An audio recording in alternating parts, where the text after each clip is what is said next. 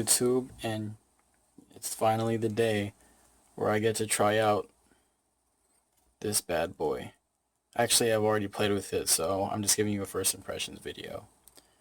So, as you can see, I have two here. That is because I glued it on my forehand side and my backhand side. Tenergy 05 by Butterfly. So, instantly when I first played it, oh, and it is glued on my Hurricane Long 3 blade. You can't see it because I have installed the rubber grip from Paddle Palace, which I love, and I'm going to make a separate video for that. But first impressions, I'm like, it kind of wowed me because I've was able to hit shots I've never hit before when I was playing with Hurricane 350 on my forehand and Tenergy 64 FX on my backhand. Now, in terms of what I like better for the forehand and backhand, this rubber is very versatile if you're an attacker. I would not recommend this rubber if you are a defender. And every now and again I like to throw in a chop or two, but this rubber is just way too fast to perform chop on my forehand side. Hurricane 350 is better for chopping, but both rubbers aren't really targeted for defensive play anyways. But as far as I know, this is really fast and it's kind of hard to control, especially for chopping. Now, no, it's easy to control for attacking, but not for defensive play. So right off the bat, I noticed how high the throw angle was. The throw angle on the 05 Tenergy 05 is a lot higher than Hurricane 3. Well, Hurricane 350, of course, it is a lot higher. So I did definitely have to get adjusted to the range, but I eventually got used to it.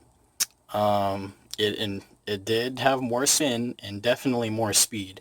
So it in every single category, spin, control, and speed, the Tenergy 05 fits those categories pretty well, considering how much freaking Tenergy 05 is. I end up by I bought this off of paddlepalace.com where I got the rubber grip.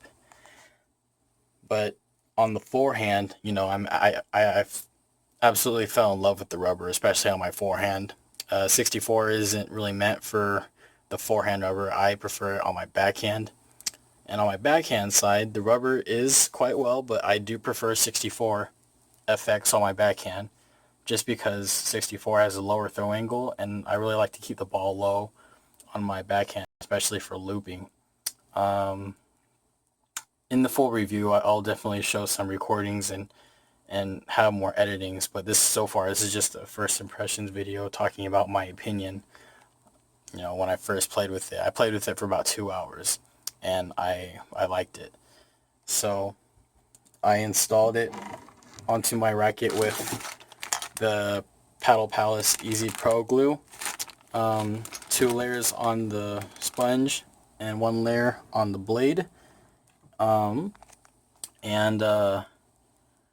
When I was gluing the rubber on, the sponge did feel quite porous. The sponge was about medium. It didn't feel too hard or too soft. It was, quite in between. And I was quite impressed with the performance. I really was. I definitely had to get adjusted to it, but my game really stepped up when I installed this rubber, especially for my attacking. So, that's about it. For the meantime, I'm definitely going to upload a review with better quality showing, a demo of what each stroke would look like. So sorry I haven't been posting a while on YouTube. I've been busy with college, but I do plan on uploading, some reviews, like especially for this rubber grip. I'm going to upload a review of the Paddle Palace new formula rubber cleaner. And eventually I would like to upload a video of how to install your rubber, but that's going to be in the future, maybe around December or January. But for the meantime, expect 3 videos to be coming up in the future. I'll see you guys in the next video.